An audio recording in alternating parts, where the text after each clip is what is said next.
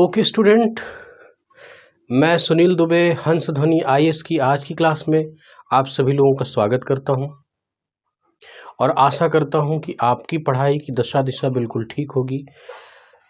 आज का हमारा महत्वपूर्ण विषय क्या है? प्रश्नमाला सीरीज भाग 5 ये मैं आपके सामने लेके आया हूं।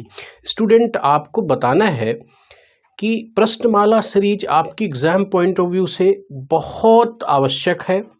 बड़े ही इनोवेटिव वे में इसके क्वेश्चंस को तैयार किया जाता है और ये पूरी प्रश्नमाला उन्हीं लेक्चर पर बेस होती है जो लेक्चर जस्ट रिसेंटली 2-3 लेक्चर जो कंप्लीट किए जा चुके हैं। तो इस तरह से आपके लिए ये बहुत ही सुविधाजनक होगा कि आपने लेक्चर देखा और तुरंत आपके सामने प्रश्नमाला है और उस प्रश्नमाला की मदद से आपने अपने दिमाग में एक ऐसा सेटअप बनाया कि आप क्वेश्चंस अटेम्प्ट करने में सक्षम हो सकें। यही हमारा उद्देश्य है।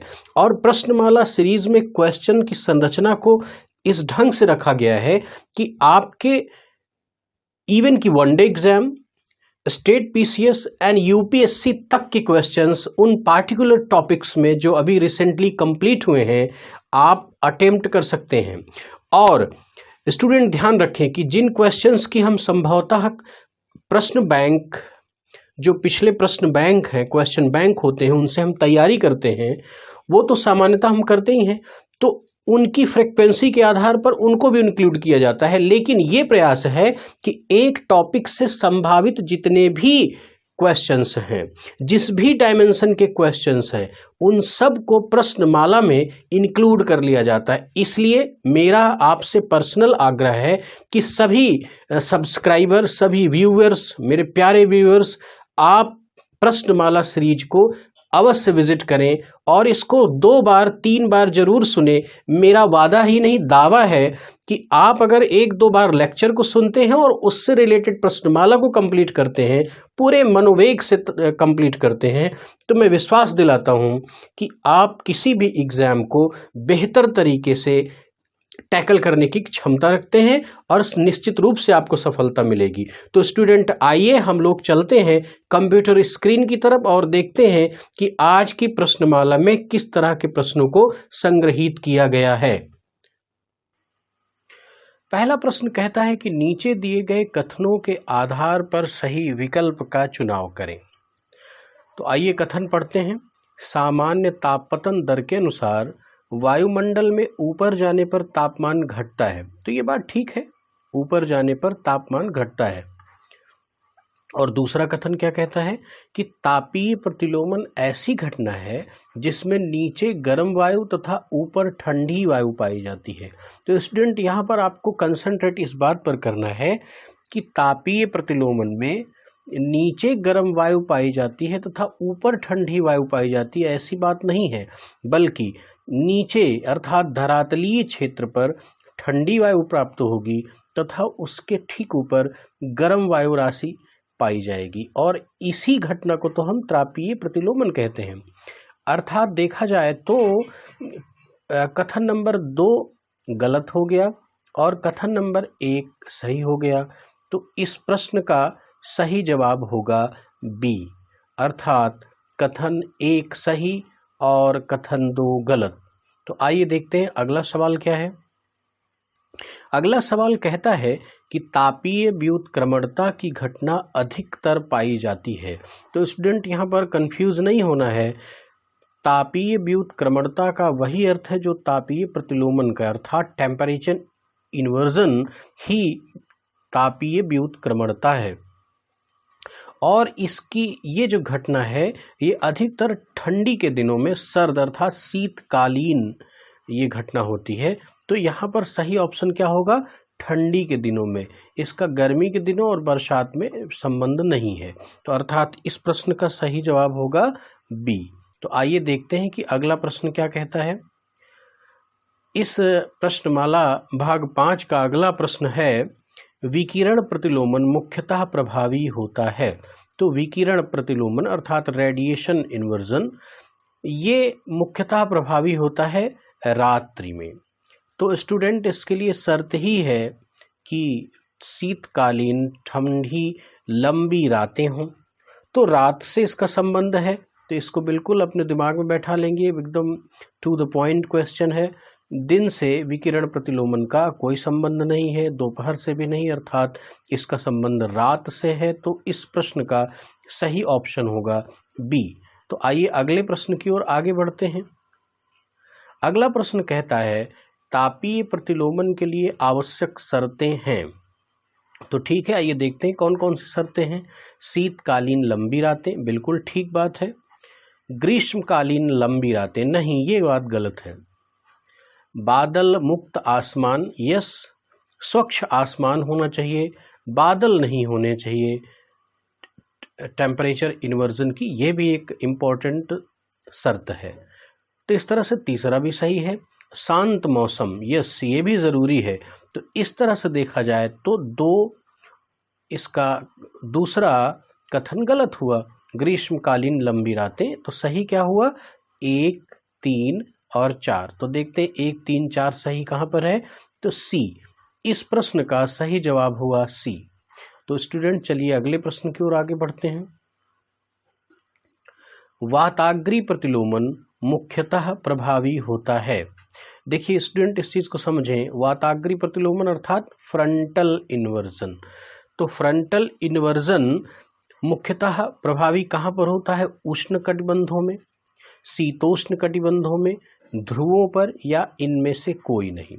तो इलिमिनेशन करें, कोई न कोई है, ध्रुवों पर बिल्कुल नहीं है। उष्ण कटिबंधों से वाताग्री प्रतिलोमन का कोई संबंध नहीं, क्योंकि उष्ण कटिबंधीय क्षेत्र पर वाताग्रों का निर्माण नहीं होता। इसका सही जवाब होगा शीतोष्ण कटिबंधों में। स्टूडेंट अभी मैंने आपको प्रेशर बेल्ट्स का लेक्चर दिया, और प्रेशर बेल्ट में आपने देखा कि उपध्रुवीय निम्न वायुदाब की पेटी में क्या हो रहा है। उपध्रुवीय निम्न वायुदाब पेटी में एक तरफ से पछुआ पवने और एक तरफ से ध्रुवीय शीतल पवने आकर के दो भिन्न भिन्न स्वभावों की ये पवने आपस में अभिसरित होती हैं और ऊर्ध्वगामी होती हैं। तो वहाँ पर निम्न वायुदाब की पेटी का निर्माण होता है। तो दरअसल जब भिन्न स्वभाव की दो वायु राशियाँ आपस में टकराती हैं तभी फ्रंट का निर्माण होता है।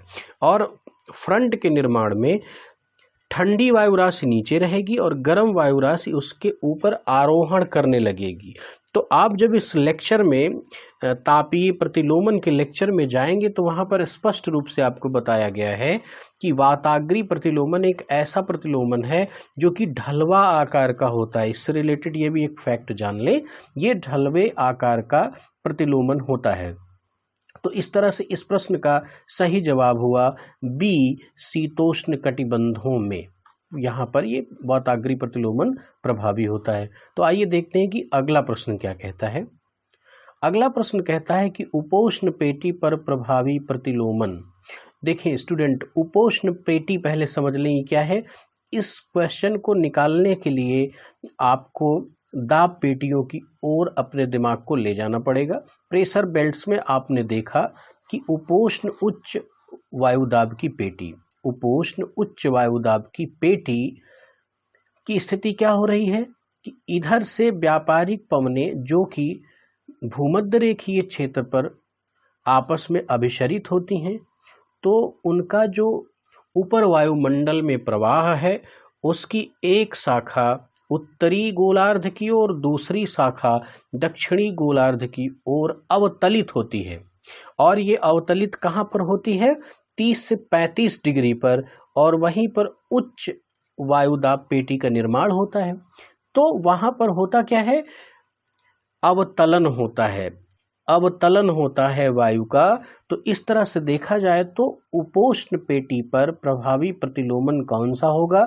विकिरण नहीं होगा, क्षैतिज प्रतिलोमन नहीं होगा, उच्च वायुमंडलीय प्रतिलोमन नहीं होगा, बल्कि कौन सा प्रतिलोमन होगा? अवतलन प्रतिलोमन, जहां पर वायु राशियां अवतलित होती हैं। तो इस तरह से इस प्रश्न का सही जवाब हुआ ए। तो आइए अगले प्रश्न की ओर आगे बढ़ते हैं और देखते हैं कि इस प्रश्नमाला का अगला प्रश्न क्या कहता है।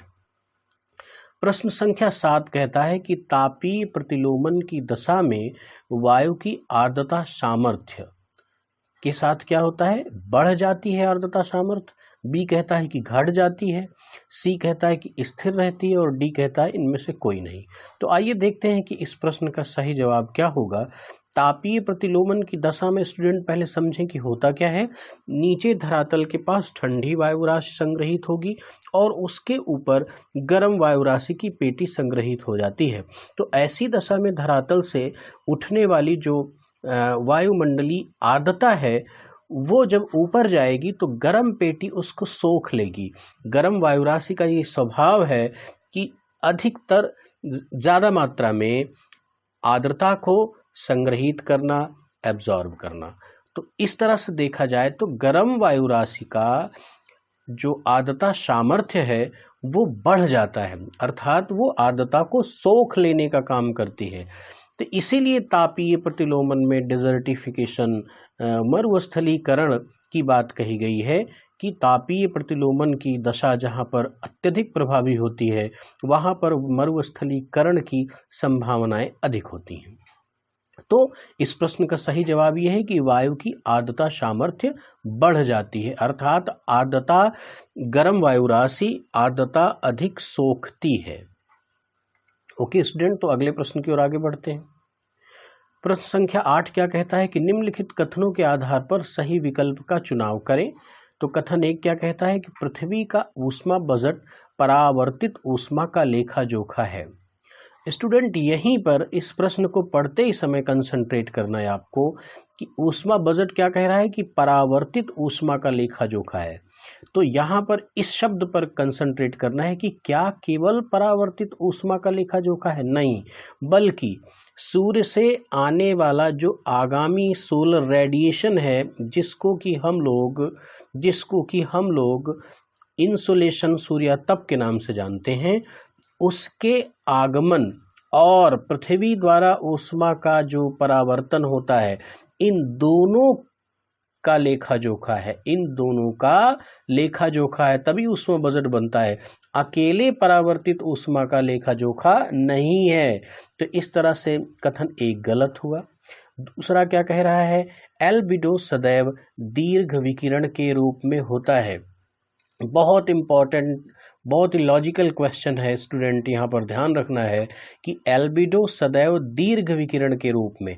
अब समझ लें कि दीर्घ विकिरण क्या है, आपको बताया गया है। आप जब मेरे लेक्चर में पीछे विजिट करेंगे तो स्पष्ट रूप से आपको मिलेगा कि दीर्घ विकिरण वह होता है जिसको हम पार्थिव विकिरण कहते हैं। अर्थात पृथ्वी जब सूर्यतप को अवशोषित करके अपने तरफ से ऊर्जा को रिटर्न करती है तो वो दीर्घ विकिरण के रूप में करती है।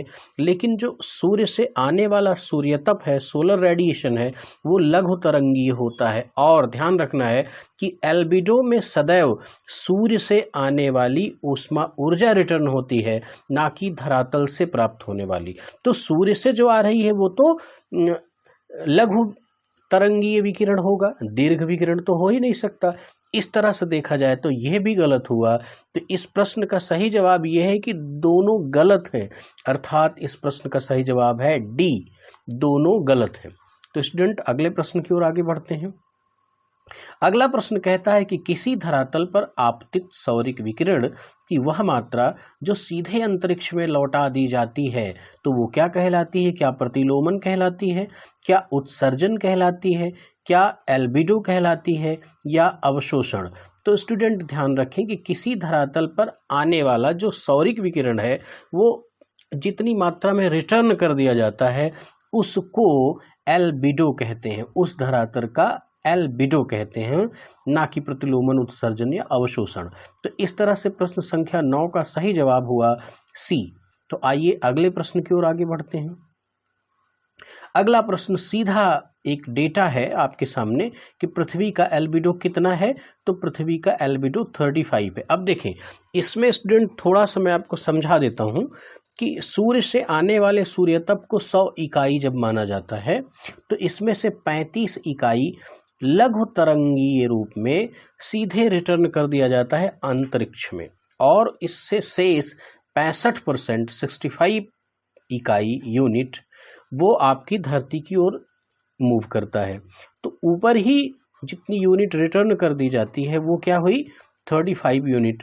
तो इस 35 यूनिट में स्टूडेंट 27 यूनिट बादलों द्वारा और 6 यूनिट प्रकीर्णन के द्वारा, 2 यूनिट हिमाच्छादित क्षेत्रों द्वारा रिटर्न कर दिया जाता है। तो इस तरह से ये 35 यूनिट होता है और यही हमारी पृथ्वी का एल्बिडो होता है। तो इस प्रश्न का सही जवाब क्या है?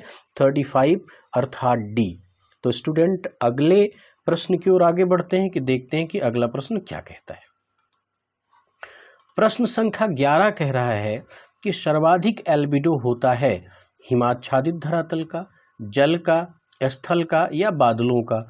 तो यहाँ पर समझना है कि बादलों का जो एल्बिडो है अर्थात सूर्यतप की मात्रा को रिटर्न कर देने की, परावर्तित करने की जो क्षमता है वो मात्रात्मक रूप से अधिक है, लेकिन रेट सर्वाधिक अधिक होता है किसका? हिमाच्छादित धरातल का। तो सर्वाधिक एल्बिडो से जो तात्पर्य है वो किससे है कि किसकी रिटर्निंग रेट ज़्यादा है, तो वो हिमाच्छादित धरातल की है। तो इस प्रश्न का सही जवाब होगा ए, हिमाच्छादित धरातल का। तो देखते हैं कि अगला प्रश्न क्या है। अगला प्रश्न कहता है कि नीचे दिए गए कथनों के आधार पर सही विकल्प का चुनाव करें। तो आइए देखते हैं कि कथन क्या है। ऊष्मा संतुलन का सिद्धांत बताता है कि पृथ्वी जो भी ऊष्मा प्राप्त करती है अंततः संपूर्ण ऊर्जा अंतरिक्ष में निर्मुक्त कर देती है। ठीक है, ऊष्मा संतुलन यही कहता है, ऊष्मा संतुलन का सिद्धांत बिल्कुल ठीक है कि पृथ्वी जो भी ऊर्जा ऊष्मा ग्रहण करती है अंततः एक निश्चित प्रक्रिया के बाद अंतरिक्ष में निर्मुक्त कर देती है। इसी से धरातल का जो हीट बैलेंस है, ऊर्जा ऊष्मा संतुलन है, ताप संतुलन है, वो बरकरार रहता है। तो ये कथन बिल्कुल सही है। और दूसरा क्या कहता है कि हरित गृह प्रभाव ऊष्मा संतुलन को बिगाड़ देते हैं।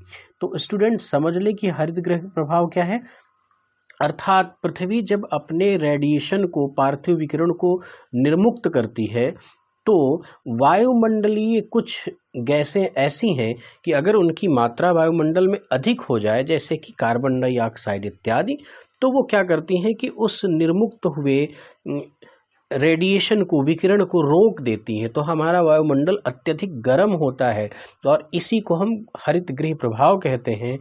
और ये हरित गृह प्रभाव ही है जो वैश्विक तापन अर्थात ग्लोबल वार्मिंग जैसे डिजास्टर को जन्म दे रही है। तो देखा जाए तो दूसरा कथन हरित गृह प्रभाव ऊष्मा संतुलन को बिगाड़ देता है, बिल्कुल ठीक है। तो इस तरह से इस प्रश्न में कथन 1 और कथन 2 दोनों सही हैं। तो इस प्रश्न का सही जवाब होगा सी, अर्थात दोनों सही हैं। तो आइए अगले प्रश्न की ओर आगे बढ़ते हैं। अगला प्रश्न कहता है कि वायुमंडल द्वारा अवशोषित कुल ऊर्जा की मात्रा होती है। बड़ा लॉजिकल क्वेश्चन है, बिल्कुल डेटा फैक्ट है, पर समझने वाला है। तो इसको आप अपने दिलो दिमाग में बैठा लेंगे। तो ए कहता है कि क्या 14 इकाई, बी कहता है 34 इकाई, सी कहता है कि 17 इकाई और डी कहता है 48 इकाई। स्टूडेंट ध्यान रखना है कि जो 65 इकाई सूर्यतप हमारे धरातल की ओर जाता है तो उसमें से 14 इकाई वायुमंडल आते ही उसको अवशोषित कर लेता है। स्टूडेंट ध्यान रखें कि जब आप हीट बजट के चैप्टर में जाएंगे तो ये चीज़ें मैंने बाखूबी समझाया है, आपके लिए बहुत आसानी होगी। उस लेक्चर पर विजिट करेंगे तो इस प्रश्न को टैकल करना। और 14 पर इकाई आते ही वायुमंडल अवशोषित कर लेता है और 34 यूनिट रिटर्न करता है वायुमंडल पार्थिव विकिरण के रूप में, धरातल पार्थिव विकिरण के रूप में रिटर्न करेगा, फिर वायुमंडल इसको अवशोषित करेगा। तो इस तरह से देखा जाए तो 34 + 14 यूनिट हमारा वायुमंडल अवशोषित करता है। 14 इकाई करता है सूर्यतप के रूप में, लघु तरंगी विकिरण को अवशोषित करता है, और 34 इकाई किसको करता है? 34 इकाई करता है पार्थिव विकिरण को अवशोषित करके। तो ये दोनों इकाइयाँ अवशोषण के साथ जोड़ ली जाएंगी और ये बनेगा 48 यूनिट। तो इस प्रश्न का सही जवाब होगा डी। बड़ा ही अच्छा क्वेश्चन है। और आगे बढ़ते हैं, देखते हैं कि अगला क्वेश्चन क्या है। अगला क्वेश्चन कहता है कि किसी स्थान विशेष के औसत तापमान तथा उस स्थान के अक्षांशीय तापमान के अंतर को कहते हैं। फिर से समझ लें कि किसी एक स्थान विशेष के औसत तापमान तथा उस स्थान के अक्षांशीय औसत तापमान के अंतर को क्या कहा जाता है, तो उसको क्या तापमान विसंगति कहा जाता है, या तापमान प्रतिलोमन कहा जाता है, या एल्बिडो कहा जाता है, या तापमान ह्रास कहा जाता है। तो स्टूडेंट यहाँ समझने जैसा है कि इसी को हम लोग थर्मल एनोमली अर्थात तापमान विसंगति के नाम से जानते हैं, कि किसी एक स्थान का, किसी एक अक्षांश पर एक स्थान का जो तापमान है वो उस अक्षांश के तापमान से या तो ज़्यादा है या तो कम है, तो अंतर का अर्थ यहाँ पर यही हुआ, और इस घटना को हम लोग तापमान विसंगति के नाम से जानते हैं। तो इस प्रश्न का सही जवाब होगा ए। तो स्टूडेंट आगे बढ़ते हैं, देखते हैं अगला प्रश्न क्या कहता है। अगला प्रश्न कहता है कि समान तापमान विसंगति वाले स्थानों को मिलाने वाली रेखा को क्या कहते हैं। बिल्कुल एग्जैक्ट फैक्ट क्वेश्चन है। तो इस चीज़ को तापमान विसंगति, समान तापमान विसंगति वाले अर्थात थर्मल एनोमलीज जिन जिन स्थानों पर इक्वल वे में है उनको मिलाने वाली रेखा को हम क्या कहेंगे, तो आइसोनोमल लाइन कहेंगे। एकदम रट लीजिए, सीधा क्वेश्चन है लेकिन इंपॉर्टेंट है। अगला प्रश्न क्या कहता है, कथन और कारण दिया गया है। कथन क्या कह रहा है कि दक्षिणी गोलार्ध की तुलना में उत्तरी गोलार्ध में तापमान विसंगति अधिक पाई जाती है, तो ठीक है, पाई जाती है। अब कारण क्या कहता है कि उत्तरी गोलार्ध में स्थलखंड की अधिकता है। बिल्कुल सही बात है। तो स्टूडेंट यहाँ पर कथन के साथ कारण पढ़ते समय क्योंकि शब्द जोड़ के पढ़ें तो आंसर बिल्कुल आपके सामने होगा। अब देखिए मैं क्योंकि शब्द लगा के पढ़ता हूँ। दक्षिणी गोलार्ध की तुलना में उत्तरी गोलार्ध में तापमान विसंगति अधिक पाई जाती है क्योंकि उत्तरी गोलार्ध में स्थलखंड की अधिकता है। तो बिल्कुल सही है, दोनों सही भी हैं और बिल्कुल स्पष्टीकरण भी है। तो इसका सीधा जवाब हो जाएगा ए कि कथन कारण दोनों सही हैं और कारण कथन का सही स्पष्टीकरण है। यस, बिल्कुल सही स्पष्टीकरण है कि उत्तरी गोलार्ध में थर्मल एनोमली अधिक पाई जाती है। इसका कारण क्या है कि उत्तरी गोलार्ध में स्थलखंड अधिक हैं। स्थलखंड अधिक हैं तो बोला गया है स्टूडेंट कि स्थलखंड अधिक होने से, स्थलखंडों की जो मात्रा अधिक है तो इससे क्या है कि सरफेस कैसा है, हेट्रोजेनस है, होमोजेनस नहीं है, असमान धरातल है, अर्थात कहीं पर पठार है, कहीं पर्वत है, कहीं खाई है।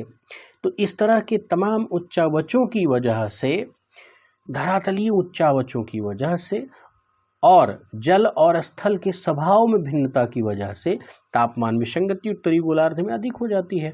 तो इस प्रश्न का सही जवाब है ए, अर्थात कथन कारण दोनों सही हैं और कारण कथन का सही स्पष्टीकरण है। तो स्टूडेंट चलते हैं, देखते हैं कि अगला प्रश्न क्या है। इस प्रश्नमाला का अगला प्रश्न कहता है कि निम्नलिखित कथनों के आधार पर सही विकल्प का चुनाव करें। स्टूडेंट यहाँ पर मैं फिर से अपील करना चाहूँगा कि आप इस प्रश्नमाला को 2-3 बार जरूर देखें, इससे करस्पॉन्डिंग लेक्चर्स पर विजिट करें, उनको देखें। और मैं दावा करता हूँ, वादा ही नहीं दावा मैं आपके सामने पेश करता हूँ कि यदि लेक्चर और प्रश्नमाला इन दोनों को आपने तैयार कर लिया तो संभवतः एक भी प्रश्न किसी भी एग्जाम में बाहर नहीं जाने वाला है। अब इसमें आपके लिए बहुत ज़्यादा तकलीफ भी नहीं है क्योंकि एक निश्चित सीरीज में आपको लेक्चर मिल रहे हैं और उसी के साथ 20-25 क्वेश्चन की एक प्रश्नमाला मिल रही है। बहुत ज़्यादा टाइम टेकिंग भी नहीं है, इनको तैयार करना बिल्कुल आसान काम है। तो सही तैयारी की दिशा होगी कि प्रश्नमाला को ज़रूर फोकस करके तैयार करें, तो आप क्वेश्चंस के आकार प्रकार को टैकल करने में सक्षम होंगे और आपसे कोई गलती नहीं होगी। और एग्ज़ाम का यही फंडा है कि किसी भी तरह से क्वेश्चंस हमें निकालने हैं। तो मैं यहाँ पर ये आपको किसी भी तरह से मुक्त करके अच्छे ज्ञान के साथ निकालना सिखा रहा हूँ कि लेक्चर के माध्यम से आपको ज्योग्राफी का एक सुदृढ़ मजबूत तथ्यपरक ज्ञान भी हो और प्रश्नों को सॉल्व करने की तकनीक इस प्रश्नमाला के माध्यम से मैं दे रहा हूं, तो आप इसको बहुत तन्मयता से प्रश्नमाला को 2-3 बार देखें, सारे क्वेश्चन आपके मनोमस्तिष्क में बैठ जाएंगे। तो देखते हैं कि प्रश्न 17 क्या कहता है कि निम्नलिखित कथनों के आधार पर सही विकल्प का चुनाव करें। अच्छा, तो जब किसी स्थान का तापमान उसके अक्षांशीय तापमान से अधिक हो तो ऋणात्मक तापमान विसंगति कहते हैं। नहीं, बिल्कुल गलत है। ध्यान रखें कि किसी स्थान का तापमान उसके अक्षांशीय तापमान से यदि अधिक है तो वो धनात्मक तापमान विसंगति है, ना कि ऋणात्मक। तो इस वजह से ये तो कथन गलत हो गया। अच्छा, कथन 2 पढ़ते हैं कि जब किसी स्थान का तापमान उसके अक्षांशीय तापमान से कम हो तो उसे धनात्मक विसंगति कहते हैं। नहीं, गलत है। जब कम होगा तो ऋणात्मक तापमान विसंगति कहेंगे।